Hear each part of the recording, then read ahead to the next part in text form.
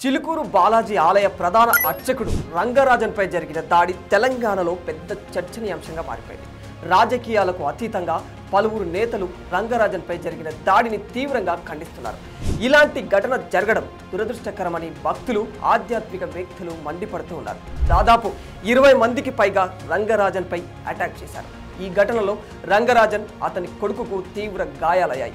అసలు రంగరాజన్పై దాడి చేసిన వీర రాఘవరెడ్డి ఎవరు? ప్రధాన అర్చకుడు రంగరాజన్ ఇంటిపై ఎందుకు దాడి చేయాల్సి వచ్చింది? ఆ రామరాజ్యం కథేమిటి? వీర రాఘవరెడ్డి సైన్యం సంగతేమిటి? అసలేం జరిగిందంటే, చిలుకూరు బాలాజీ ఆలయ ప్రధాన అర్చకుడు రంగరాజన్ ఇంటికి దాదాపు 20 మంది వచ్చారు. తాము రామరాజ్యం కోసం పాటుపడుతున్నామని, రామరాజ్యం సంస్థలో చేరి తమతో కలిసి రావాలని, ఆలయ బాధ్యతలను తమ రామరాజ్యం సంస్థకు అప్పగించాలని, మీ వద్ద ఉన్న భక్తులను తమ కమిటీలో సభ్యులుగా చేర్చాలని ఒత్తిడి చేశారు. దానికి రంగరాజన్ ఒప్పుకోలేదు. దీంతో తీవ్ర పదజాలంతో ఆయనపై వీర రాఘవరెడ్డి అనే వ్యక్తి విరుచుకుపడ్డాడు. పైగా రంగరాజన్పై దాడి తర్వాత బెదిరిస్తూ వీడియో కూడా రికార్డు చేశారు. రంగరాజన్ నేలపై కూర్చొని ఉండగా కుర్చీలపై వీరరాఘవ, ఆయన అనుచరులు ఉన్నట్లు మీరు ఈ వీడియోలో క్లియర్గా చూడొచ్చు. రంగరాజన్ దుఃఖ భారంతో కన్నీటిని తుడుచుకుంటుండగా వారు హెచ్చరికలతో మాట్లాడుతూ వేధింపులకు దిగిన దృశ్యాలు కూడా ఇందులో కనిపిస్తూ ఉన్నాయి. దాడిని అడ్డుకోబోయిన రంగరాజన్ కుమారుడిని కూడా కొట్టారు. తాము ఈక్ష్వాకు వంశస్థులమని, ఆలయ పరిధిలో ఈ గోత్రం ఉన్న వారిని, శాస్త్రం నేర్చే వారిని ఎందుకు గుర్తించడం లేదని రంగరాజన్ను ప్రశ్నించారు. ఊరికే కోర్టుల్లో కేసులు వేస్తే ఏం లాభమని, తాము చెప్పినట్టు వినాలని బెదిరించారు. ఉగాది వరకు టైం ఇస్తున్నామని, రామరాజ్య స్థాపనకు సహకరించకపోతే తాము రామని, వచ్చేవారు వచ్చి పని చేసుకు వెళ్తారని హెచ్చరికలు చేశారు.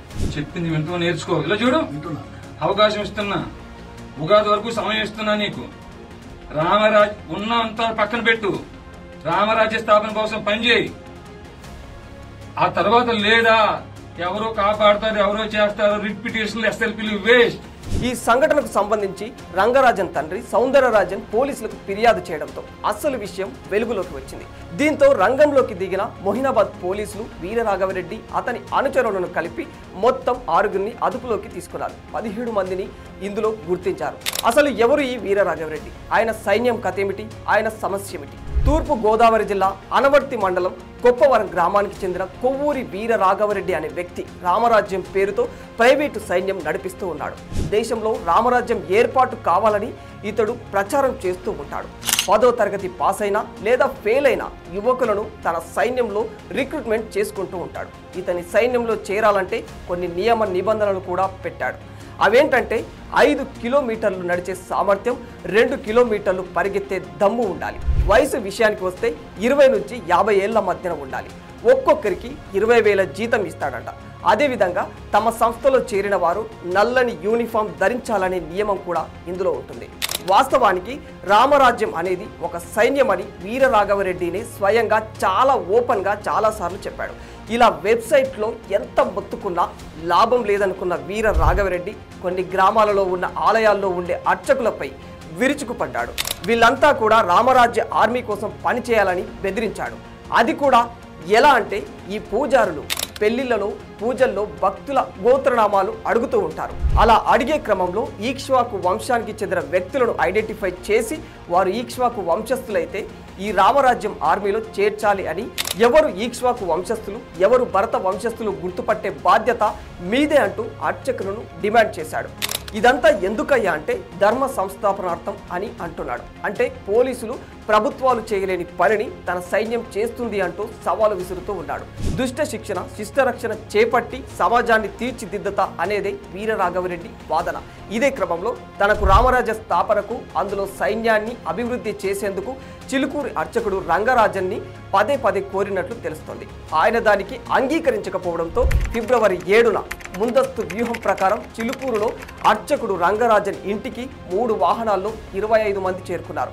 రామరాజ్య స్థాపనకు అడిగినంత డబ్బైనా ఇవ్వాలి, లేదంటే మేం చెప్పినట్లు ఈక్ష్వాకు వంశస్థులను గుర్తించి మాకు అప్పచెప్పాలి అని ఒత్తిడి చేశారు. అందుకు ఒప్పుకోలేదని రంగరాజన్పై దాడి చేశాడు వీర రాఘవరెడ్డి. అంతేకాకుండా అతని కుమారుడిని తన ప్రైవేటు సైన్యంతో కూడా కొట్టించాడు. ఇది మాత్రమే కాకుండా ఇలాంటి అరాచకాలు గతంలో కూడా ఈయన చాలానే చేసినట్లు తెలుస్తుంది. అమాయకపు యువతను తన సైన్యంలో చేర్చుకుంటూ వాళ్ళతో ఇలాంటి దౌర్జన్యాలు చేస్తున్నట్లు ఆరోపణలు వస్తూ ఉన్నాయి. అందుకు సంబంధించి 2015లో హైదరాబాద్ హ్యాబిట్స్లోని వీర రాఘవరెడ్డిపై దాడి కేసు కూడా నమోదయ్యింది. ఇక ఇది ఒక వ్యక్తిపై జరిగిన దాడి కాదని హిందూ ధర్మ రక్షణపై జరిగిన దాడిగా హిందూ సంఘాలు ఆగ్రహం వ్యక్తం చేస్తున్నాయి. ఇది ఎవరు చేసినా ఏ పేరుతో చేసినా ఉపేక్షించకూడదు. దైవ సేవలో నిమగ్నమయ్యే రంగరాజన్ కుటుంబ పరిస్థితి ఈ విధంగా ఉంటే సాధారణ పౌరుల పరిస్థితి ఏంటి? ఈ దాడి చేసిన వారిని చట్టపరంగా కఠినంగా శిక్షించి భవిష్యత్తులో ఇలాంటి ఘటనలు జరగకుండా చర్యలు తీసుకోవాలి అంటూ నెటిజన్లు కూడా మండిపడుతూ ఉన్నారు. For more videos like this, subscribe Big TV channel.